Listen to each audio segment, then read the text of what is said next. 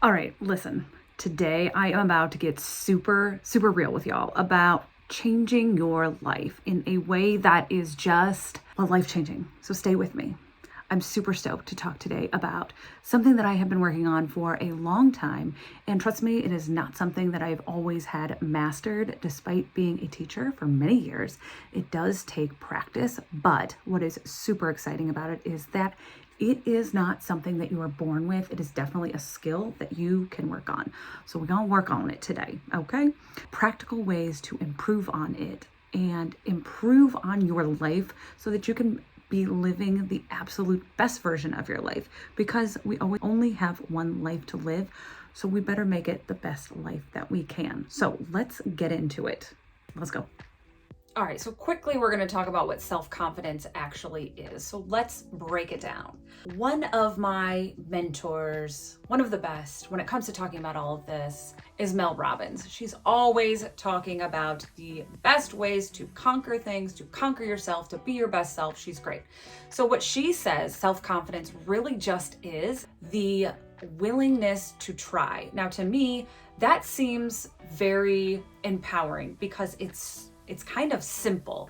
So if we're struggling with something like self-confidence and we think about it as just something that is the willingness to try, that is a little step in the right direction that we can really get past.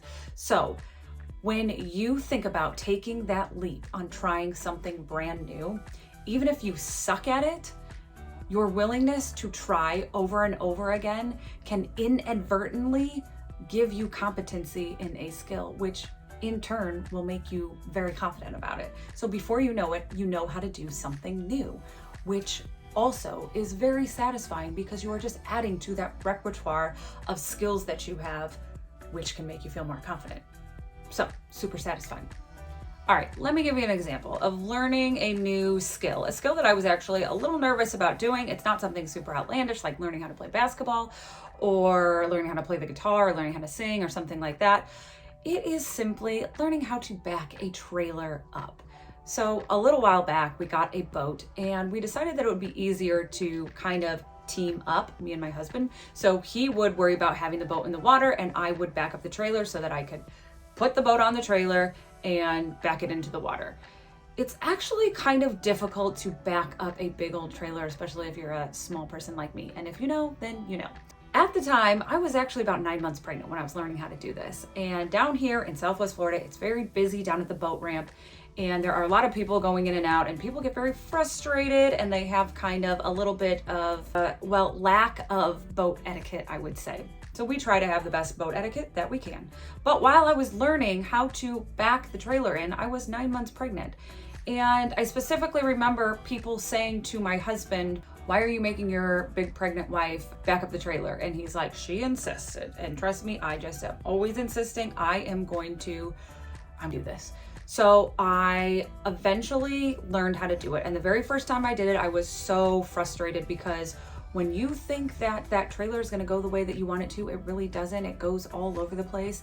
And it really takes a lot of patience and skill to actually do this very skill. But guess what? Now I know how to back up a trailer very well. I was learning to just try it and I had to do it in front of a lot of people. And so trust me, it took a little hit on my confidence the first couple of times I did it because it's just nerve-wracking when everybody's staring at you and waiting to get in and waiting to get out. But now it's great. And I think that it's very impressive that I can back up a trailer. So one of those skills that I just finally said, you know what, I am going to count down and just do it for the first time and then take the agony and all of the people staring at me and just learn how to do this skill. I learned how to do that skill. And guess what? My confidence for backing up a trailer is pretty freaking great at this point. So what do we learn from this? That willingness to try over and over at something that's brand new and really looks stupid, it's like a sneaky little trick. Because what you can do now is that skill. And what happens is that you have built up your resistance to it. Over time, you felt more and more comfortable at doing that new skill. Now, the other thing that might come up is that you might think, oh, well, what about imposter syndrome? So imposter syndrome is something that might come along, at the forefront when you're really trying a new skill. And when you try something new, you probably well, you should have some kind of imposter syndrome because you've never done that thing before. So it is something brand new to you, and just understand that you might feel like an imposter for doing something that's brand new because it's not something that you've done. But once you've done it, it is now a part of you. It's a part of your skill. It's a part of your repertoire. And it's not so much imposter anymore because now it is defining you, which is really a really awesome thing. Now, I want to talk about some practical tips for really fixing things on the inside. That's where we need to start. Stay tuned for another video on practical tips for improving your self-confidence on the outside, where you're really projecting that self-confidence on the outside. But for now, tips for on the inside, starting here for self-confidence. So number one is to practice. So I can think of another example. When I first left my teaching job, we came into real estate. And I have always talked in front of students for a very long time. That comes very natural to me. It's not a big deal, whatever. But now I'm talking to adults about different and new things. So there's kind of two parts to this practice part. I remember for the very first time we had a brand new lead, and I really just had, I took all of these classes. I had a little journal for what I'm going to accomplish, and I'm going to accomplish getting a new listing and calling this new lead. I was so nervous. I will never forget it. And I think I ended up calling this lead at like 5:30 or 6 o'clock. I think I had a little cocktail to give me a little liquid courage, which I don't know, I wouldn't always recommend that, but I did it anyway. And I called him and I was so nervous. But once I got over it, I was just like, whew, like I did it. I freaking did it.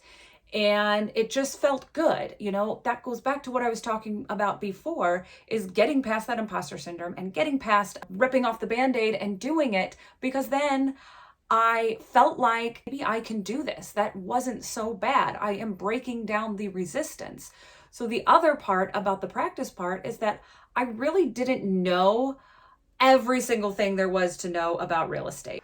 When it comes to feeling more confident about something, you really want to practice and improve on your knowledge about certain things. It's very easy to talk about things that you're passionate about and things that you have knowledge about. Back when I was teaching, for example, I would go in front of a classroom and I would be able to talk about figurative language because I know a lot about figurative language, and it was just so easy for me to talk about it and give examples about everything. So the more I learned about that skill, the more confidence I had about talking about that skill. It's pretty simple and it goes hand in hand. It's just not some things that we think about. Sometimes you really just have to put in the work to get to a point where you feel super confident about it. All right, tip number 2 is to get your mindset right. So if you are starting to repeat to yourself, knowing that your success is really inevitable. And this is some mindset work that you might want to work on every single day. And I have a video for that, so go back and check that out, about just really working on your mindset. But I remember a while ago, I read this quote in like Glamour magazine, like back when I used to read Glamour magazine. They were interviewing some kind of celebrity, and I remember the quote said, it was like a whole page, and I had it cut out for a while. It was on my screensaver. It said, "If you are happy, then you are the most beautiful person in the room." Now, that is self-confidence. And even if you're not, may I suggest you fake that shit until you make that shit real.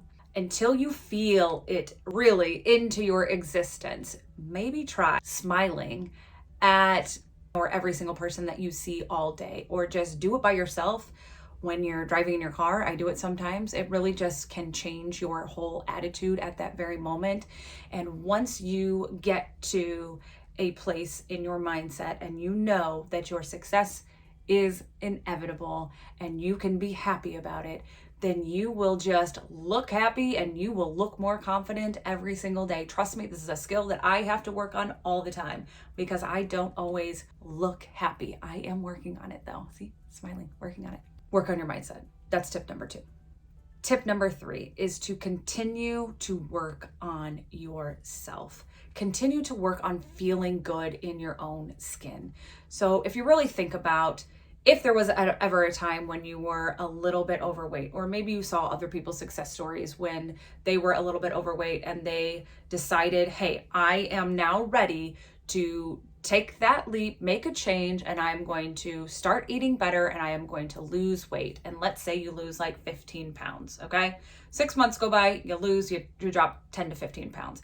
Think about how much that alone would change your mindset. Now, I know that is a change on the outside, but it really starts on the inside as well. Because first of all, your mind is where you're starting with that decision to feel like you are at your best. And when you are now looking in the mirror after you made all this progress because you did it, you worked hard on getting yourself to a place that you really want to be, and you are internally really changing and working on your self-worth, then you will feel good and that will start to be projected into the world and you are truly happier on the inside. So might I suggest to continue to work on yourself and really feel good about yourself, and that's starting on the inside and it's going to project on the outside, and in turn it's going to make you feel super confident.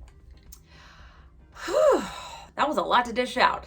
Now, if you want to continue your journey on building self-confidence and really improving every aspect of your life so that you can live your best life, then stay tuned for the next video about how to change your image and project that self-confidence at all times, because I have a lot of good tips for you. And if you really want to stop worrying about what other people are thinking, then make sure you stay tuned for this video about not worrying what other people think. So thanks for watching. And if you found something valuable in this, please make sure to do all the things like, share, comment, and hit that bell so that you will never miss a video with me. I guarantee your life will change once you get on top of that thing called self-confidence. And remember, you can work on it. It is not something that you have to necessarily be born with, okay? So we can do it. Let's do it together. Let's work on our self-confidence. Let's work on all the things together. All right.